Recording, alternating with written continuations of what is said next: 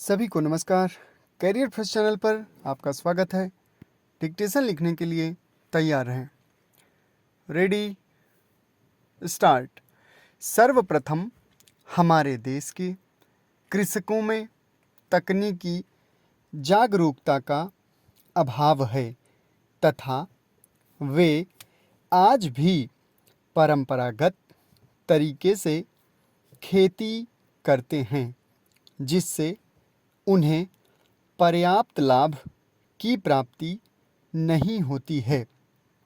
इसके अतिरिक्त वे कीटनाशकों और उर्वरकों का अतिशय प्रयोग भी करते हैं, जिससे आर्थिक लागत बढ़ने के साथ साथ पर्यावरण को भी अत्यंत नुकसान होता है।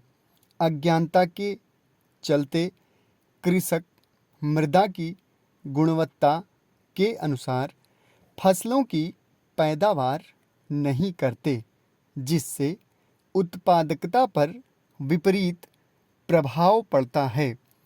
कृषकों के अतिरिक्त सरकार भी इस स्थिति के लिए समान रूप से जिम्मेदार है।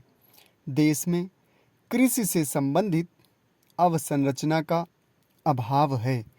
परिवहन के साधनों में कमी के चलते किसान अपनी खेती से मंडी तक समय पर उत्पाद नहीं पहुंचा पाते, जिससे उन्हें उचित कीमत नहीं प्राप्त होती है।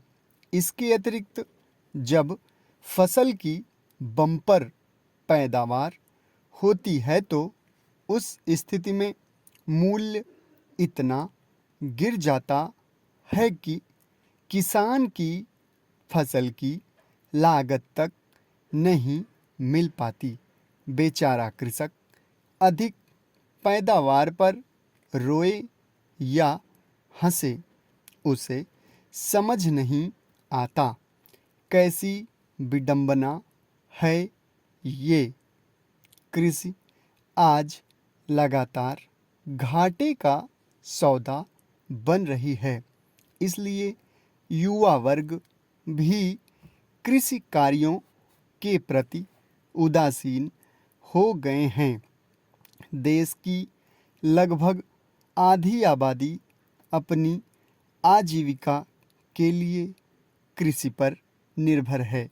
देश की आधी आबादी के लिए यह रोजी रोटी का जरिया है, अतः इसमें सुधार अपेक्षित है और ऋण माफी के धन का प्रयोग कर यह सुधार किया जा सकता है।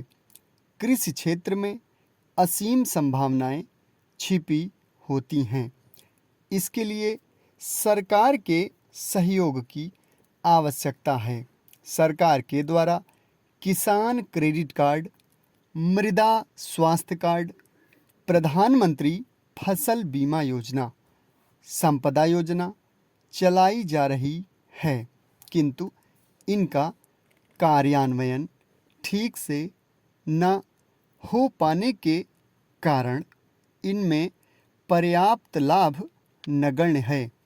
ऋण माफी के दुष्चक्र से कृषकों को बाहर निकालने हेतु अनुबंध कृषि को बढ़ावा दिया जा सकता है, जिसमें कृषकों की आय निश्चित हो जाएगी।